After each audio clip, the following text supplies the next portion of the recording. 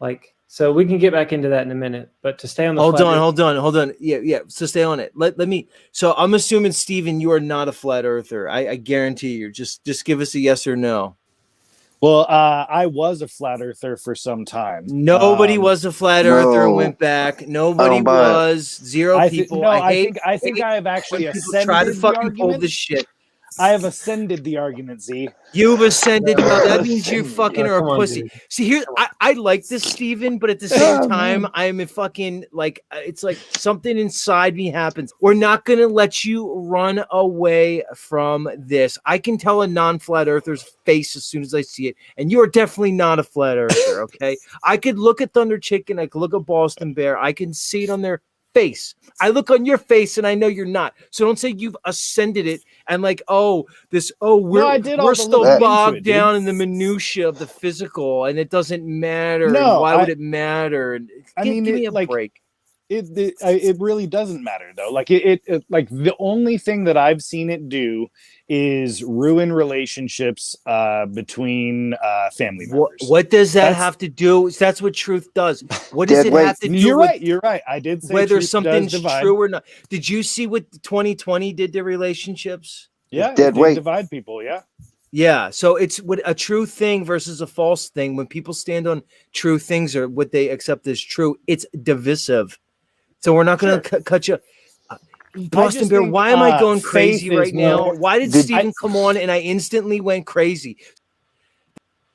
The thing is, I do understand that there are phenomena like it doesn't feel like it's moving. You can, look further than you should be able to see. All the things. I understand it all. And I get it. It makes sense. It's just I don't ever see how it's gotten me a better job or gotten me. What if I said to you, I can't see how Christ would get me like a better job, like when I decided to, like, I don't know, be nice to my neighbor and stuff. Well, that would be Christ a different thing didn't really work out to me. Really? Well, it's true. How's it different? Well, because Christianity doesn't guarantee a good life. In fact, the whole main mantra is to pick up your cross and follow Christ. The living suffering is that. So how's my analogy wrong? Your basically point was, how does fucking flat Earth help me? But what does that have to do with the truth or the I think I have a higher Bear, I'm focused on. Okay. Hold on. I got to put him in the back because he's driving me crazy. And he's not even. Hold on. He's not even being rude. Hold on. I'll bring him back. He values himself through his social standings. He's a socialite. He's a social butterfly. He can't handle the scrutiny that comes with it. And even in his Christian circles, it's more acceptable to be a follower of Christ than a globe denier. He can't handle the scrutiny that comes with it. All right. I think you just made a very fair point there. Part-time. He's a part-time truther. Well, even truther has a connotation to it, but it's saying like, okay, well, not committed. It's basically saying what it is, Boston Bear. It's the what does it matter argument. Mm-hmm. It's the what does it matter anyway. How does it help me? And I'll sit there and I'll think about this question constantly when people say, what does it matter? And like, what's the proper response? And to me, I just keep going down to the same thing. You're basically saying, what does truth matter? All right. Mm-hmm. Now, if you tell me you're a Christian, Steven, you're basically saying, I am the way, the truth, and the life. The truth will set you free. I can pull multiple red letter verses straight from the mouth of the Christ that talks about the importance of truth. So if you basically are saying, what does a true thing matter as opposed to a false thing? That's what I think gets me about the Stevens of the world, is they're basically fucking on one hand saying the Christ is the truth, the Christ is the way and the life. And then on the other side saying, what does a true thing matter? It's a level of cognitive dissonance that to me is absolutely maddening. And this isn't about you, Steven. It's about that I've had this argument so many times on the over a year that I've been on air and doing this. And it doesn't mean that I don't like you. It means people with your mindset drive me absolutely crazy. I'm going to let him back up. That's fair. Again, I understand that drives you crazy, but I do want to go back to what Boston Bear had said about how going off of the flat earth part, there spawned other truth movements, like focusing on what was in the food, what's going on in the sky, all these different things. So I will give the flat Earth movement the credit that it's due, that it did wake up people to what I would argue are more pressing issues, because you can't really solve what our world is and go past the ice wall. So, guys, is it just that he can't think? Is it that he's unable to do so? Is there just a disconnect in his critical thinking abilities? We'll never know. You didn't let him finish. There was no need to finish. He was just saying nonsense. It was complete nonsense. He would have just went on with nonsense for the next 10 minutes. He's still figuring himself out. I can't. Here's what it is. It's I'm fucking losing my mind. I don't know. No. I've been on for 4 hours now, but I've been presented with the same argument. It's the same thing that these people keep saying to me over and over again. What does it fucking matter what I think the flat earth community, we're not talking about the good of the dumb flat earthers, like looking into truth and like the spoils of that and the side effects. We're talking about, is it a true thing versus a false thing? And Right. should that actually matter? That's the crux of it. Here's the thing, Boston Bear. You know, I don't want to project onto Thunder Chicken or Boston Bear, but I'm going to talk for myself. To go around and proclaim to people in your life and go on the internet and show your face and say that you accept that the world is basically flat and the cosmology is the complete opposite that's been taught, it's not without consequence, okay? Mm-hmm. So I think almost every flat earther who's vocal about it is very invested in it. And when people just hand wave dismiss something that is of such consequence because they can't grasp the magnitude of the deception and they throw it out and just say, what does it matter anyway? And I have to go to work and well, it could be both. And I rose above it. I think it's bullshit. I think it is intellectually dishonest. Yeah. It is. And I think it's spiritually inept in so many ways.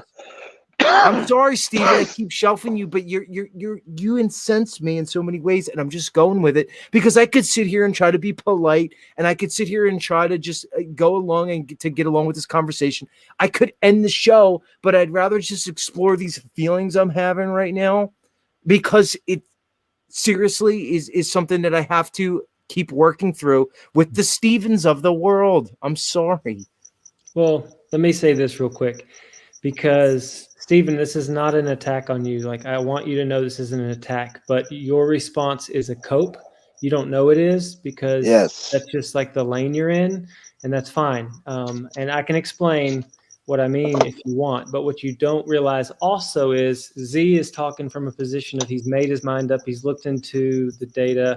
He has figured out for sure. I would say he's 100% sure that we're not on a spinning globe. And that's where I'm at as well. So on the other side of you, see, you're being a gentleman. You're not like ad homing him or personally attacking him right this second. There's a whole fleet of paid shills and anti-flat earthers and disinfo people who just point at us and say we're uneducated and we're stupid and we're idiots and we're retarded and all this stuff. And in the comments, we're like, well, prove this and what about this and what about that? And so it gets extra annoying when we're over here saying like, bro, isn't the truth valuable? Like I went on the channel Matters Now, which is basically an atheist channel for Globers, but they're nice. They're nice to flat earthers. They'll let them on. They'll let them speak. And one night I said to them, I said, let me ask you a question. Do you think the truth matters? And like 2 or 3 of them were like, no. They said no. And that bothered me. That upset me. So what I'm going to ask you to do now, like personally and directly, because I've got 3 small kids. And when my friend told me we weren't on a congratulations. Thanks, dude. I'm a stay-at-home dad. It's epic. When I had a friend tell me that we weren't on a spinning ball, I lost my mind. I was like, dude, what are you talking about? You're an idiot. A knee-jerk reaction was you're stupid. And then I wanted to figure out what the heck he was talking about. The long story short is it's not the matter of we don't feel like we're moving. The fact is interferometry, which is the most precise measurement of movement out there, doesn't show motion. All tests ever. Yeah. No, I've come heard back that before. null. I've looked it up. I And understand. then, so let me back up even farther than the tests in this whole argument. Let me ask you this. If you were the creator, like you, just for a second, could imagine that you're God, and you, in your infinite power and wisdom and just creative, artistic expression, created a place for people to live, and it wasn't a globe spinning in space orbiting the sun, and it got inverted by the great deceiver, wouldn't you want your people to dig at the truth and find out what was really made? Because that's where I'm at. Sure. No, yeah, I wouldn't agree with that or disagree with that at all. So what proof do you have that it is a globe other than I'm not arguing that it's a globe. He's saying it would doesn't matter, but it doesn't change your day-to-day life. I think it's more important to, like, for me, I work with the homeless through my church. I think it's more important to save people that are close to death than it is to try and convince somebody that you can't probably convince that it's flat. Like, the odds are usually you're not going to convince somebody that believes it's a globe to eventually believe it's flat. There's very few. That's why it's a conspiracy theory, right? Well, it's on the fringes. There's more than you would think, Stephen. You see me and Boston and Thunder Chicken. We're examples of the complete opposite thing you just said, and most of my audience. So, and tens, if not hundreds of millions at this point. Millions and millions. I mean, so it's not as fringe as you may think. I understand that if we're going to compare, like, a million is a lot of people, but compared to how many billion people that there are on planet Earth. Let me say a couple of things real quick. Look, I know. I'm being reasonable, and plus, look, I want to make sure it's at least. I don't understand your point. The crowd, Z. I want to not just be like fail. Let me tell you a couple more things. I think that the actual number is 25% of all of humanity is at the point where they realize we're on a stationary topographical plane. Really? You believe that, Boston? I'd say, why does that matter? I believe it is 25%, and I think it's growing rapidly. Wow. Okay, hold on. Let's explore this. Why? Why do you think it's that much? Like, what's your, like, I guess, evidence, or what factors which could you point to? That number seems exceedingly high to me. It seems high.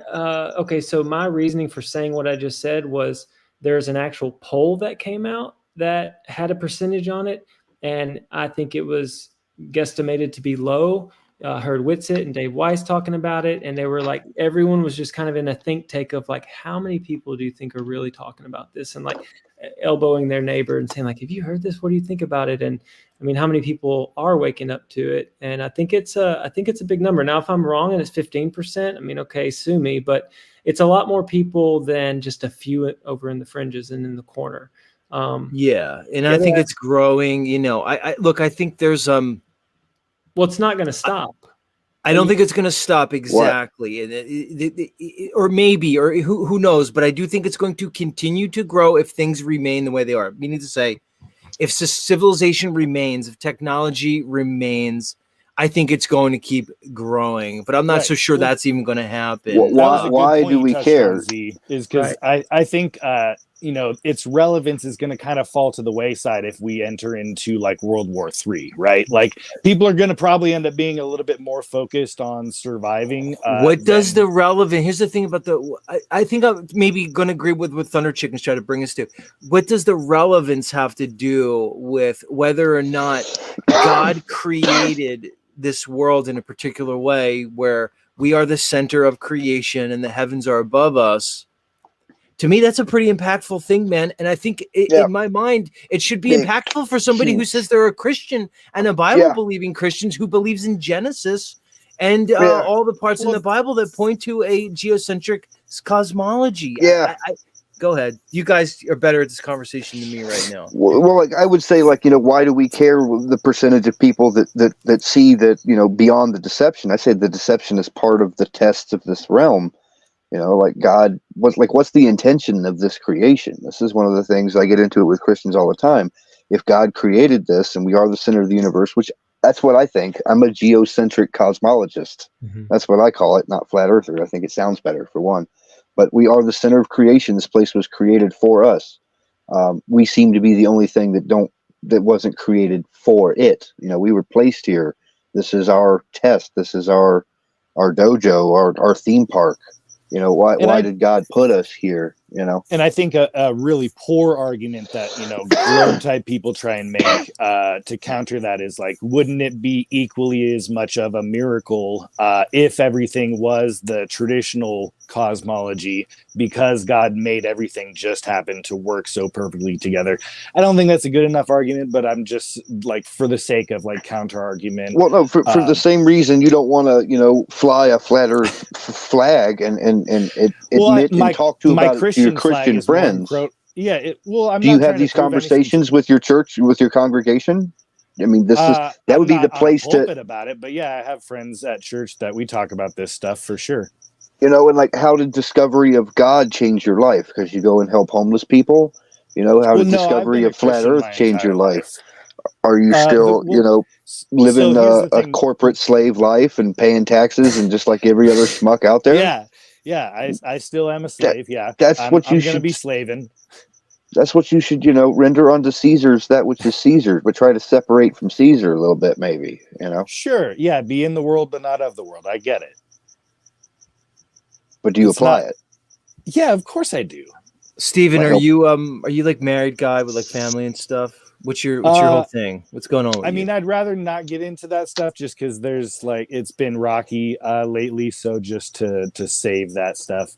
Wait, what? Wait, hold on. Wait a second. That's why he denies. All right, he denies the truth of flat Earth. No, you want to get into it? I know, Thunder Chicken. Hold on. I'll let it. So I was. What do you mean it's been rocky? What are we talking about here? Because basically, what's going on with you? She found out he's a flat earther, so he recants it. Yeah, sure. No, maybe she's a flat earther and he couldn't take it. That's funny. Well, I mean, the flat Earth part was one of the dividing things, and it was more. Do you know, boss? Hold on. Questioning your mental state. Do you know Boston Bear's wife is a physician? I just wanted to put that out there for everybody.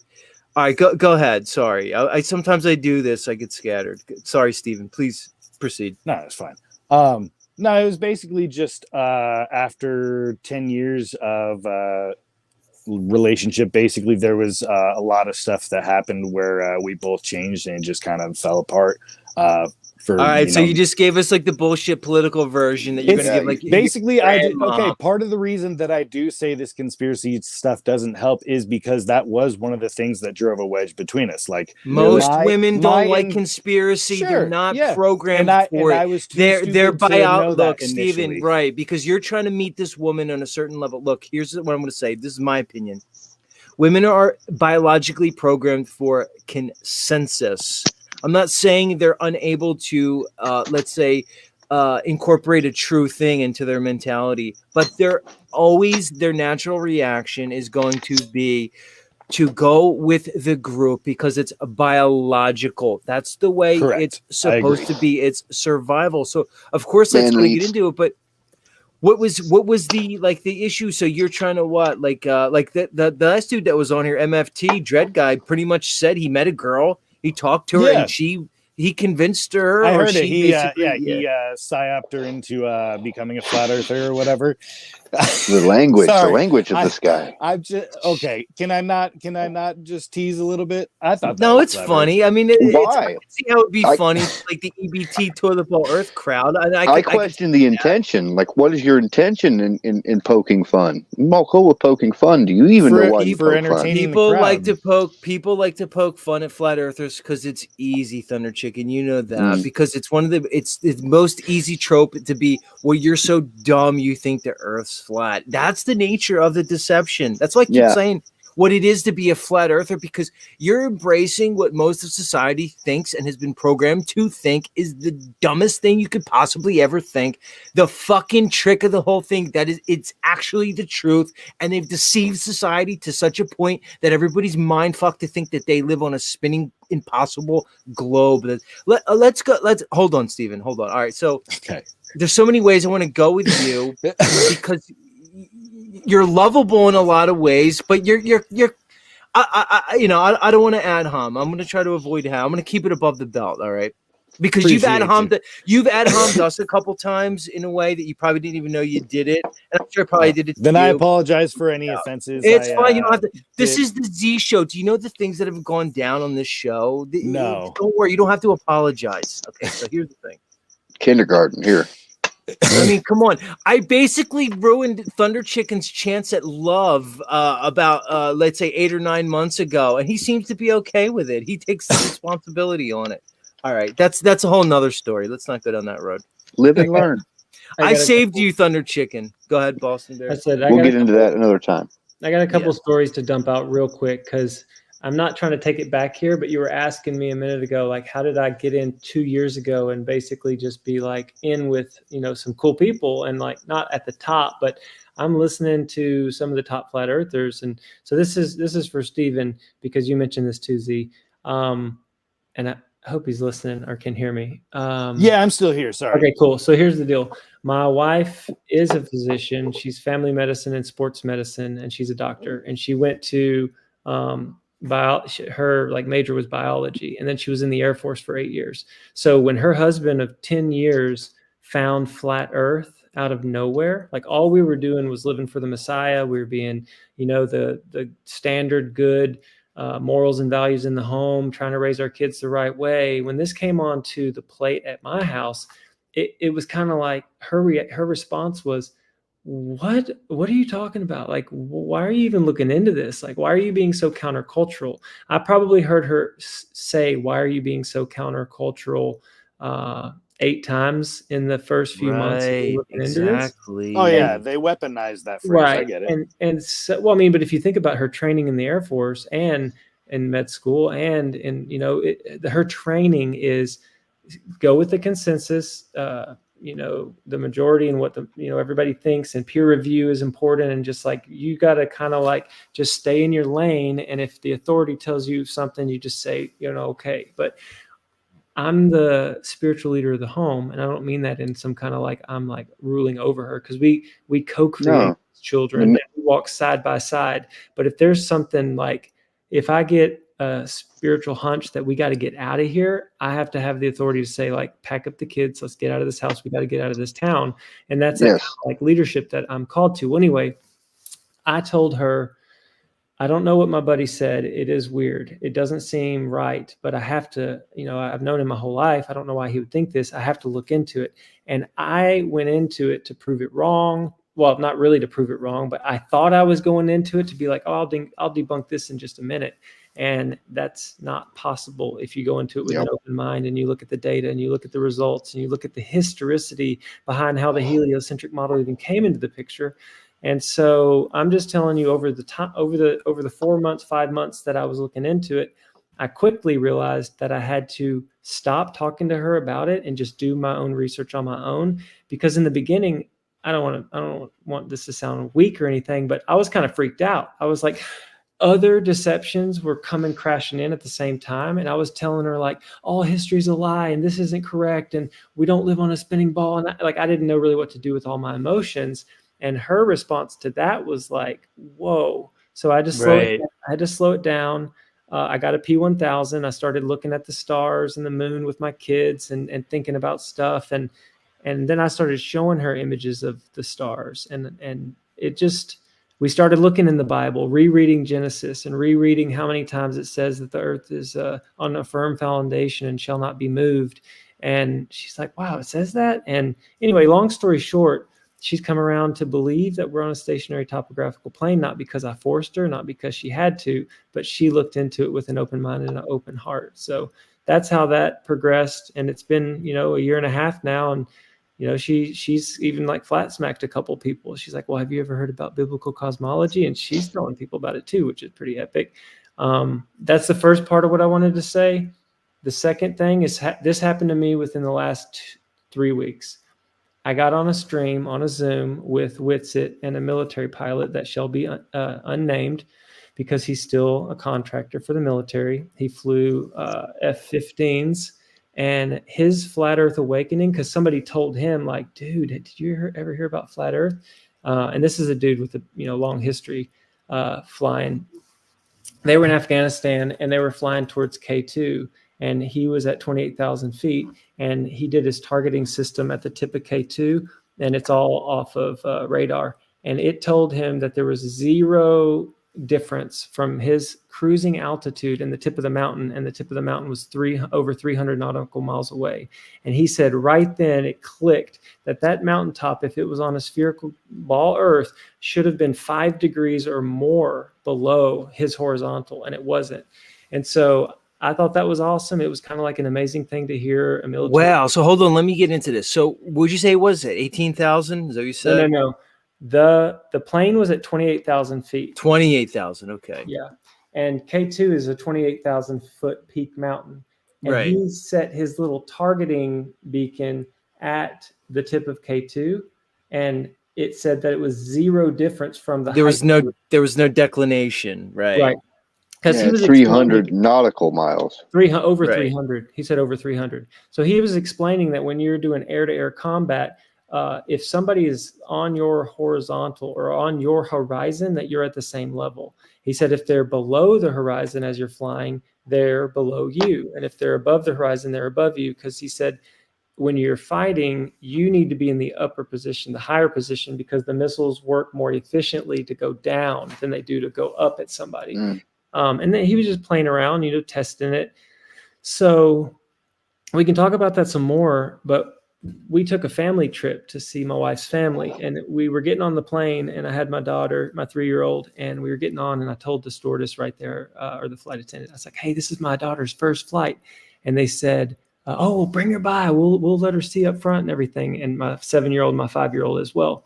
We went and did our flight. I wasn't even thinking about this. I just thought I was in the moment with my family. We were just flying. But as we went up front, they got to go up in the cockpit. And the flight, on the commercial flight, he said, here, flip this switch. And it made all the lights come on. And it was like, it just seemed like there was a little lull in the conversation as the kids were looking at everything. And I said to him, I was like, hey, man, are you getting tired of people asking you about, flat Earth? And he was kind of like, huh? No. Like he just kind of played it off like he wasn't really like impressed with the question. And I said, yeah, people are waking up to it. They're looking into it. They're figuring it out. And actually, and then I told the K2 military pilot story. And then his response after I told him that story was like, he was bright and cheery. And he was like, it's flat. It's flat. Like he was happy that I knew and that I was asking him with a genuine heart. And I wasn't trying to like get him. And he told me it's flat, it's flat. And that's 2 times in the last 3 weeks that me as a flat earther, 2 years old, got a commercial pilot and a military pilot to tell me honestly the Earth is flat. And that just felt good. Right. And that doesn't prove or disprove that it's flat, but it shows something, Mm-hmm. And here's the other thing I wanted to say to Stephen. And of course, Stephen, you came up here on the Flat Earthers channel, and this is what's going to happen. I'm going to hold your feet to the fire. Nobody wants to be a flat earther. We all know it's fucking weird and goofy, and it's even silly to us because it's so absurd. But here's the thing. It's the lie that's absurd. We're the ones. I always put it like this, guys. It's like you go and you hear, let's say, like a bunch of like 11-year-olds talking about Santa Claus, right? And they're like, I don't know, does a guy come down the chimney and eat the fucking cookies? And how could he go around and hit all the houses in one night? Like, isn't that crazy? And they're having a stupid conversation. But here's the problem. It's not their fault. They're having a stupid conversation because they were told a stupid lie. It's not their fault that they have to sit there and figure out a dumb, moronic thing that people were lying to them about. It's the same thing here. We're the ones being like, hey, that kind of sounds fucking crazy. How could he go around and eat all the cookies and hit all the houses? And how could reindeer fly? And how could he live at the North Pole? It's the same thing we're saying. How could we spin? And how does this happen? And how could the Nile River exist on a fucking globe? Yeah. And because it's a stupid fucking lie. That's the problem. But hold on. Let's get Stephen back into this. All right. Let's get him back into it. Because Stephen just wants to be blissfully unaware. He wants to go along to get along. And let me ask you something, Stephen. What does that say about you and I don't want to challenge your manhood, but what does it say about you? What does it say about men in this culture, the so-called society, where we can all step aside and say, yeah, well, there's an authority figure and they got it all figured out. And I don't really need to know what's true. And I don't really need to know like what's right. and what's moral, and we just basically pawn it off and say, yeah, you know what, somebody knows better and they know better than me. I think that leads to destruction, and I think that's actually doing a disservice to the people who need us to do better. Children, women, old people, don't they need us to kind of basically lead? I don't know. It's the way I look at the world. I agree. I have a government Well, that I don't think they're looking out for us, man, and I think they're looking to really do fucked up shit to us. So, to me, this matters. I'm just saying. well, and I'd like to say that Run Boston Bear is now like a new personal hero of mine. You know, like a family man, a man of God, and like he said, like he's still the man in the household. Like a man leads, and he had an intuition, and God is calling him to a thing, and he saw it through. And despite, you know, the possible consequences with his wife and his marriage and his family and his status and his social standings, he pursued what is right and true in his heart, and he fucking did it and saw it through, and he's slowly leading his wife to the light. But it helps when someone has a firm religious, even though I'm not a fan of religion, I support it. It has a place in this world. When someone has a firm religious foundation, you can talk to them more openly, especially about things of this matter, because it is spiritual. It is about God, and that is what the heliocentric model does. Is it hides the creator. When I grew up thinking I was an evolved monkey on a spinning ball in a vast and different universe, I was a NASA fanboy. I was an atheist. You know, having this realization that came through logic and reason. In a similar story, a teenage friend of mine told me one day it's flat, and I knew he wasn't stupid, and I knew he wasn't crazy, and he was like the only one who was kind of on my level as a teenager, and I set out to disprove him, and I set out to say, this is crazy, this is nuts. And for the first 6 months I laughed at the topic and the matter, and the more I approached it with intellectual honesty and a curiosity and a burning desire for truth in my heart, and it just kept letting me down more logical reasons to accept the geocentric cosmology that I stand by today.